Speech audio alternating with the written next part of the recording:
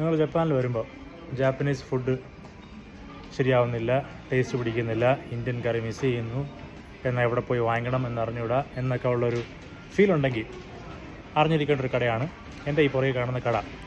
Exact Indian taste ഒന്നും കാണത്തില്ല എങ്കിലും ഒരു കറിയുടെ ഒരു ഫ്ലേവറും അതിൻ്റെ ഒരു മണവും കാര്യങ്ങളും ചെറിയ രീതിക്കുള്ള പാക്കറ്റ് ഫുഡൊക്കെ ഈ കടക്കകത്തുണ്ട്. അപ്പോൾ ആ സംഭവം ഞാനത് കാണിച്ചു തരാം. ഞാൻ പറഞ്ഞ കട മൊത്തം കാണിക്കാൻ പറ്റില്ലെങ്കിലും ഉള്ളത് കാണിച്ചു തരാം. ഇത് വേണ്ട ബീഫ് ബെല്ലി കറി, പിന്നെ ബട്ടർ ചിക്കൻ വേണോ ബട്ടർ ചിക്കൻ കറി, ഗ്രീൻ കറി വേണോ ഗ്രീൻ കറി, പിന്നെ കോഞ്ച് വേണോ കോഞ്ച് കറി, ഷ്രിം കറി, പിന്നെ ബീഫ് കറി വിത്ത് റോസ്റ്റഡ് സ്പൈസ്. അങ്ങനെ ഇവിടെയുള്ള എല്ലാ മെനുവും ഞാൻ കാണിക്കാൻ ഉദ്ദേശിക്കുന്നില്ല. എന്നാലും കറികളുടെ പല പല രൂപങ്ങൾ, പല പല ഭാവങ്ങൾ.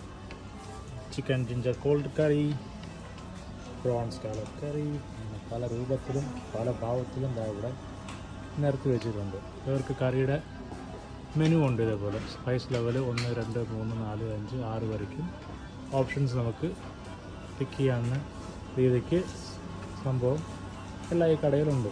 കടയുടെ പേര് മറക്കണ്ട, മുജി എന്നാണ് ഈ കടയുടെ പേര്. ഒരുവിധപ്പെട്ട എല്ലാ സ്ഥലങ്ങളിലും സ്റ്റേഷനിലും ഈ കട കാണാൻ പറ്റും. നല്ല അധികം തപ്പി നടന്ന സമയം കളയാനായിട്ട് വരാൻ ചാൻസ് ഇല്ല. ഒരുവിധപ്പെട്ട നല്ല ഐറ്റംസ് എല്ലാം ഇവിടെ കിട്ടും. അഫോർഡബിൾ പ്രൈസാണ്, വലിയ കത്ത് റേറ്റൊന്നുമില്ല.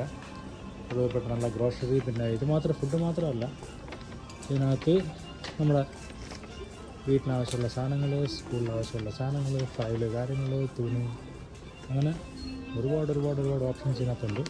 കറി ഞാൻ പറഞ്ഞ ഒരു സെക്ഷൻ മാത്രം.